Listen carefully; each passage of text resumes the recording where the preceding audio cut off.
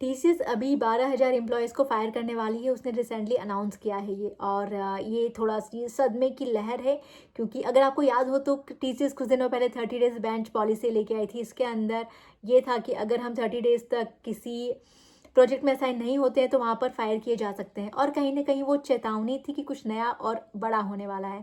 और अभी हम देख ही रहे हैं कि 12,000 जो कि एक छोटा नंबर नहीं, बड़ा नंबर है, और टीसीएस पहली बार ये फायर करने वाली है।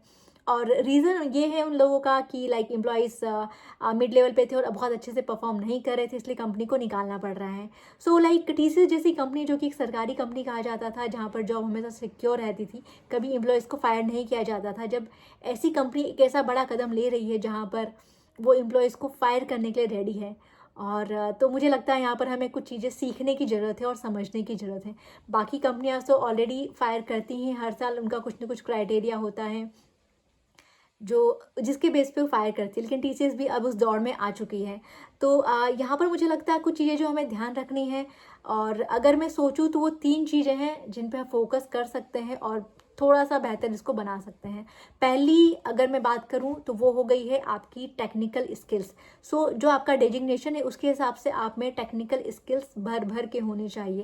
लाइक आपको डेली कुछ न कुछ नया सीखना है, कुछ न कुछ नई टेक्नोलॉजी या किसी नई लैंग्वेज को लर्न करना है, जिसके बेस पे आप आगे जा सकते हैं, या किसी एक कंपनी पे डिपेंडेंट होके नहीं रहेंगे आप, क्योंकि आपके पास एक ऑप्शन रहेगा कि अगर मेरा यहाँ पर अच्छा नहीं हो पा रहा है तो मैं किसी और कंपनी में स्विच कर सकता हूँ।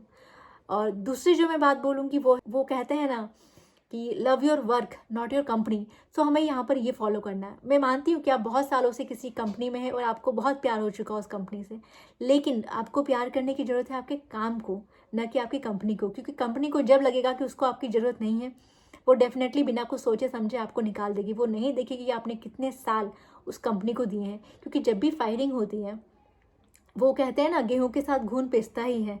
तो अगर 12,000 लोगों में से कुछ 100-500 लोग तो ऐसे होंगे जो डेडिकेशन के साथ काम कर रहे हैं, लेकिन शायद आप आपकी स्किल्स दिखा नहीं पाए हो, या फिर आपके मैनेजमेंट या फिर आपके लीडर लेवल पे नहीं पता हो, तो वहाँ पर आप फायर हुए हैं। मतलब गेहूं के साथ घून पिस ही गया है वहाँ पर। तो आपको, अगर आप आपके वर्क से प्यार करते हो, तो आप आपकी स्किल्स को इम्प्रूव कर रहे हो, तो आप कहीं और जा सकते हो, वहाँ पर आपके लिए टेंशन वाली बात नहीं है।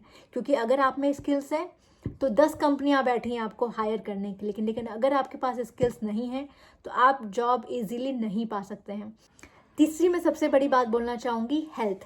क्योंकि कहते हैं ना, हेल्थ बहुत ज़रूरी होता है। ज़रूरी इसलिए है क्योंकि जो भी सिनेरियो चल रहा है फायरिंग वाला, वहाँ पर कहीं ना कहीं सबको एक छोटा सा अटैक ज़रूर आता है कि कल ये हमारे साथ भी हो सकता है। तो इस चीज़ को अवॉइड करने के लिए अगर आप हेल्थ पे फोकस करते हैं, आपकी फिजिकल एक्टिविटी रेगुलर रखते हैं, तो कहीं ना कहीं आप, जो आपका माइंड है, आपको स्ट्रॉन्ग कर रहे हैं उसको, और आप नई नई टेक्निक, नई नई चीज़ें लर्न करने के लिए भी रेडी हैं। क्योंकि जितना आप पे फोकस करेंगे उतना ही आप आपके काम को और वैल्यू दे पाएंगे और नई चीज़ें सीखने पे टाइम दे पाएंगे। सो ये है मेरे व्यूज़। अगर मैं कुछ मिस कर रही हूँ या भूल रही हूँ तो आप प्लीज़ मुझे बताइए कमेंट करके। जब तक के लिए बाय बाय।